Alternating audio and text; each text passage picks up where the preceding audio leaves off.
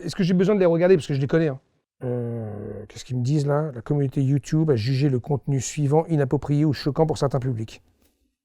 Je pense que ça passe avec moi. Rocking Squat pour versus classique du GQ.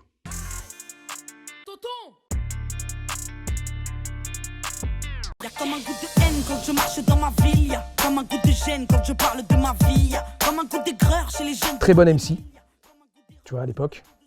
C'est Mafia Tressé, hein. Ça, elle arrive de là, même sûrement avant.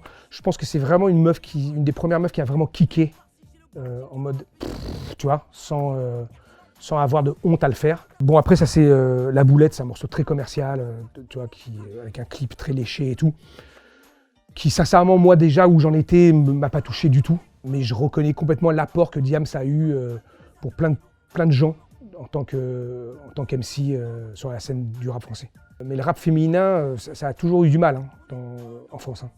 Maintenant, il commence à en avoir de plus en plus. Mais c'est surtout parce que c'est un milieu très machiste, et comme la société en général, en fait. La femme a du mal à faire sa place là-dedans. Et je pense qu'elle a fait partie des premières qui sont arrivées au milieu de que des cums et à prendre le mic et à kicker comme si elle avait une grosse paire de couilles. Rappelle-toi, on était jeunes, on n'avait pas la haine, on n'avait pas de label. 10 ans plus tard, certains manquent à l'appel. C'est, je crois, la même école que Diams. Hein. Je crois que c'est le même crew. Par contre, c'est quelqu'un que j'ai jamais écouté. C'est jamais arrivé jusqu'à moi, en fait, Cynic. Donc je connais pas le morceau. Je peux pas vraiment me prononcer sur ce mec-là parce que je le connais pas. Quoi.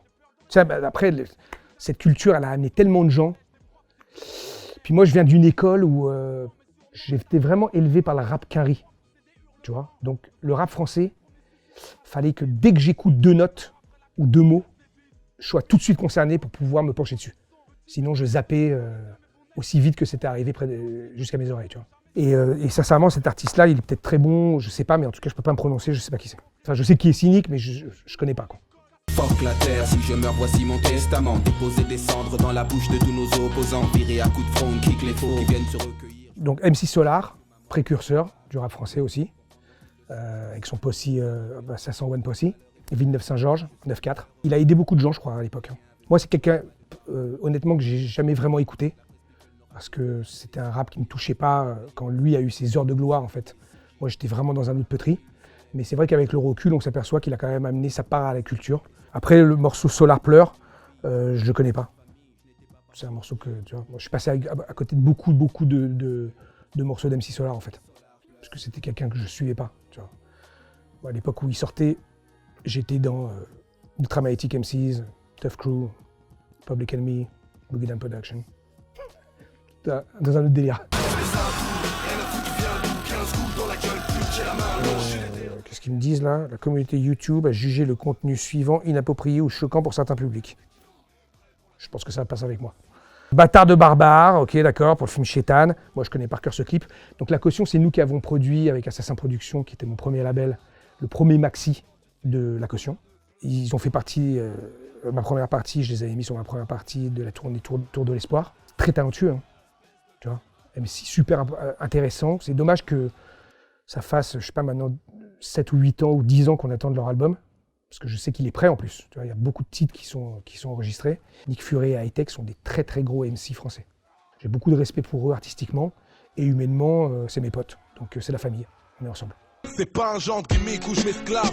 Là je m'exclame sans timnique. Alors c'est tes mimiques, je suis pas ton esclave. Moi je m'exclame sur des crasseux comme les ricains. Youssoupha, Ménage à 3. Moi je l'ai connu, c'était un petit du Ménage à 3 en fait. Je me rappelle d'une anecdote, j'étais à Montreuil et il était venu, enfin personne ne le connaissait, moi non plus, il me disait putain, tu voyages beaucoup toi. Parce que moi j'étais déjà en train de faire des trucs partout, tu vois. Il me dit putain, j'espère qu'un jour je ferai pareil que toi et tout. Tu vois. Et il y arrivait, hein. Donc c'est un bon MC, Youssoupha. J'écoute pas beaucoup non plus, sincèrement, mais en tout cas c'est un bon MC. Puis il vient surtout d'un collectif très important, le Ménage à 3. Ils ont sorti des tonnes de MC, tu vois, les 3 coups, Monsieur R, les 2 balles. C'est un gros collectif. Après le morceau Éternel Recommencement, ouais c'est un bon morceau. Adieu tous ces gens prétentieux dans la capitale qui s'est trouvé qui valent mieux que toi chaque fois qu'ils te parlent. Tous ces connards dans la pub, dans la... C'est pareil, je suis désolé, hein, je suis pas un très bon client du classique rap français, mais c'est un artiste que j'ai pas vraiment beaucoup écouté non plus. Orelsan, je connais quasiment rien de lui. Quoique ça, c'est bien. Puis il y a un des derniers aussi où le clip était très bien réalisé, puisque c'était basique. Si mes souvenirs sont bons, Orelsan, c'est quelqu'un qui vient de province, dans un bled un peu où il n'y avait pas beaucoup d'MC qui sortaient sur la carte française. Donc ça veut dire que ça amène quelque chose d'intéressant. Et c'est ça la puissance de notre mouvement et de notre culture, c'est que ça ramène la lumière sur des endroits complètement oubliés. Tu vois, c'est comme le Posse à Médine, Brave et tout ça, tu vois, qui viennent du Havre.